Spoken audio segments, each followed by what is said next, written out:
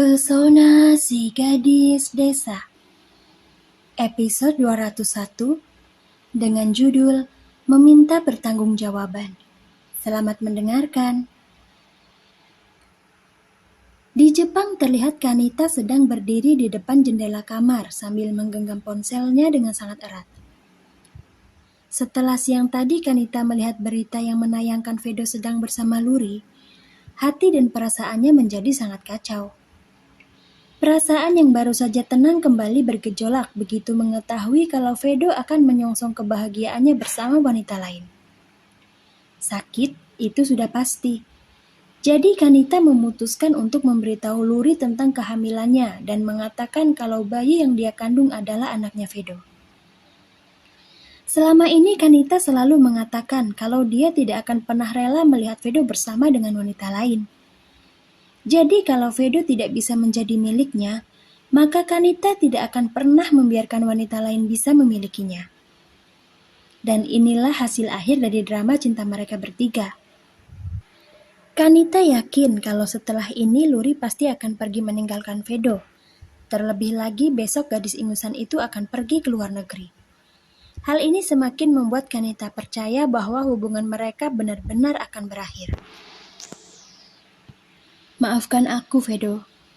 Hanya ini satu-satunya jalan terbaik yang bisa aku lakukan untuk menjauhkanmu dari Luri. Aku tahu setelah ini kau pasti akan sangat marah, tapi aku tidak peduli. Aku tidak mau menderita sendirian, jadi kita bertiga harus hancur bersama-sama. Ucap Kanita dengan tatapan lurus ke depan. Tok tok tok. Pandangan Kanita beralih ke arah pintu kamarnya yang terbuka. Dia lalu menatap datar pada kedua orang tuanya yang sedang berjalan mendekat ke arahnya. Kanita, apa kau baik-baik saja? Tanya Dominic cemas. Seperti yang ayah lihat sekarang, aku dan bayiku baik-baik saja. Tidak ada sesuatu yang terjadi pada kami berdua, jawab Kanita dengan santai. Kanita berusaha menutupi perihal dia menghubungi Luri dan memberitahu tentang kehamilannya. Dia tidak ingin orang tuanya marah. Syukurlah jika kalian baik-baik saja. Ayah sangat khawatir setelah kau melihat berita itu, Kanita. Ayah takut kau akan kembali merasa terlukai. Ayah jangan khawatir. Semuanya baik-baik saja. Dominic menatap heran ke arah Kanita yang terkesan tenang ketika menjawab pertanyaannya. Padahal sepulang dari mall tadi, Dominic melihat dengan sangat jelas betapa putrinya ini sangat amat terluka setelah melihat berita tentang Fedo yang kedapatan sedang bersama seorang gadis.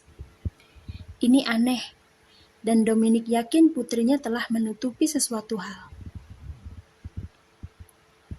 Ayah, Ibu, jika seandainya aku mau memberitahu kalian tentang siapa ayah dari bayi ini, apa yang akan kalian lakukan? Tanya Kanita tiba-tiba. Sudah kepalang tanggung. Sekalian saja Kanita hancurkan nama baik Fedo di mata semua orang. Mendadak Kanita merasa cemas kalau Fedo akan kembali mengejar Luri, mengingat kekuasaan pria itu yang bisa melakukan apa saja demi tujuannya. Apa? Jadi kau bersedia mengatakan pada ayah dan ibu tentang siapa laki-laki yang telah menghamilimu? Sahut Milly antara kaget dan juga senang.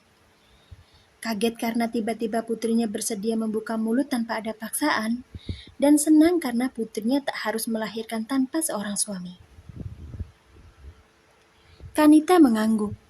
Dia kemudian menunduk, mengelus penuh sayang ke arah perut di mana anaknya berada.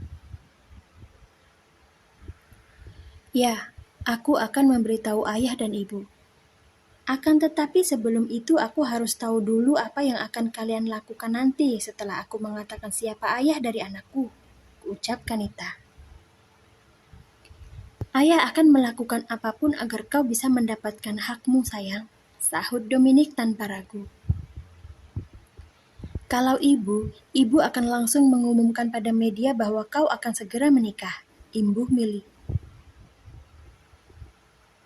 Tapi jika aku menginginkan ayah dan ibu melakukan konferensi pers untuk mengumumkan keadaanku yang sudah hamil lebih dulu, apa kalian akan bersedia?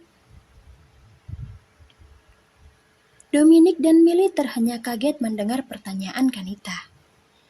Dipikir 1000 kali pun rasanya akan sangat tidak masuk akal mengumumkan sesuatu hal buruk di mana putri mereka hamil di luar nikah. Sudah pasti hal ini akan langsung mengundang cibiran dan juga hinaan dari semua orang. Kanita, kalau kita mengumumkan tentang kehamilanmu di hadapan media, bukankah itu sama saja dengan kita mempermalukan diri kita sendiri? Apa yang sebenarnya kau mau? Siapa laki-laki itu? Kenapa ayah merasa kalau kau begitu ingin menghancurkan nama baiknya? Siapa dia? Tanya Dominic penuh rasa ingin tahu. Fedo Eiji. Dia adalah pria yang harus bertanggung jawab atas apa yang terjadi padaku sekarang, ayah. 2 bulan lalu dia datang ke kamar hotel tempat aku menginap, kemudian memaksaku untuk melakukannya. Setelah itu Fedo mengancam jika aku berani membuka mulut, dia akan membuat keluarga kita menjadi hancur. Itulah alasan kenapa aku terus diam selama ini. Tapi setelah aku melihatnya bermesraan dengan seorang gadis, aku langsung sadar kalau aku sangatlah bodoh.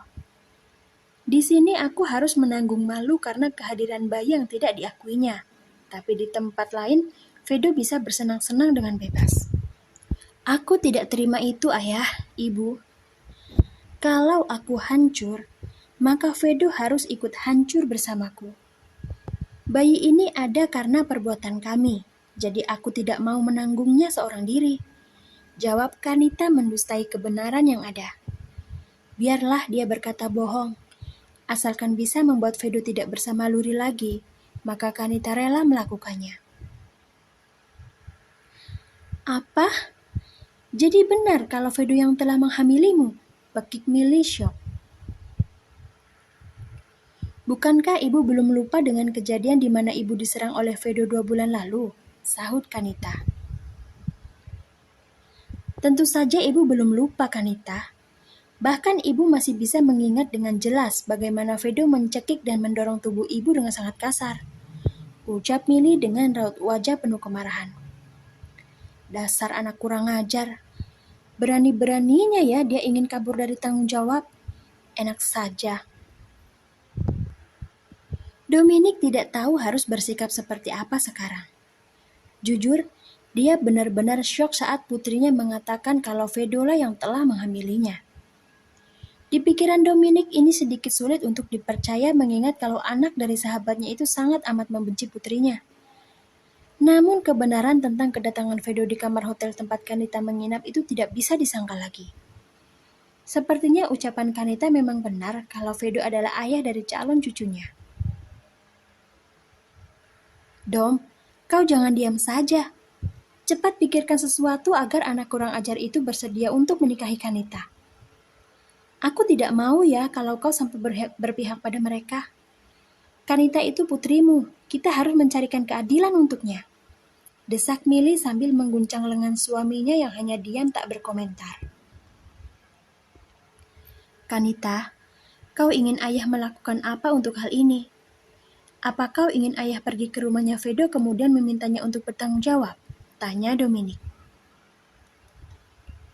Kanita menggeleng. Bukan ini yang Kanita harapkan karena dia tahu dengan sangat jelas kalau Fedo pasti akan langsung menolaknya. Terlebih lagi pria itu mengetahui siapa ayah kandung dari bayinya. Rencana ini pasti gagal jika sang ayah sampai pergi menyambangi kediaman keluarga Eiji. Aku sudah tidak peduli apakah Fedo bersedia untuk menikahiku atau tidak, ayah. Hatiku sudah terlanjur sakit setelah melihatnya begitu bahagia bersama wanita lain di saat aku sendiri sedang dalam kondisi seperti ini.